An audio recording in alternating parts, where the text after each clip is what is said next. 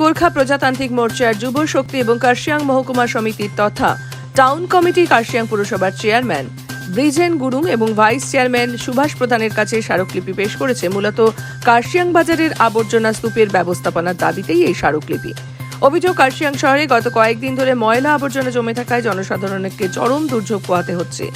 গাধা ও কুকুর এসে যেখানে সেখানে সেই ময়লা ছড়িয়ে দিচ্ছে, ফলে চলাফেরা করাই কঠিন হয়ে পড়েছে।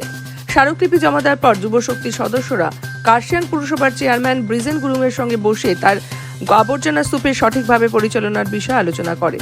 এ ব্যাপারে চেয়ারম্যান ব্রিজেন গুরুং যুবশক্তি দলকে জানান, ডাম্পিং গ্রাউন্ডে আগুন লেগেছে, যার ফলে এলাকাবাসী ও ক্যাম্পে কর্মরত শ্রমিকদের অনেক অসুবিধে হচ্ছে। স্মারকলিপির পর সাংবাদিকদের মুখোমুখি হয়ে বিস্তারিত তথ্য জানান ভাগপ্রমো যুবশক্তির কার্শিয়াং মহকুমার কমিটির চেয়ারম্যান প্রেমেন্দ্র গুরুং।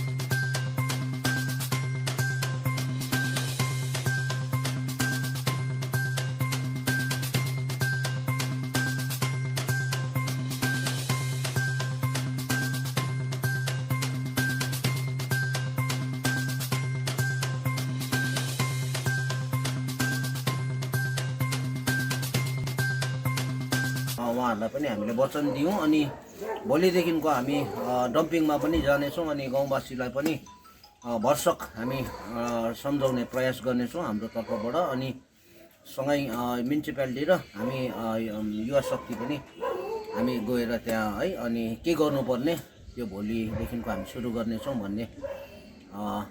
भनेर हामी निस्क्यौँ है। हुन्छ, धन्यवाद।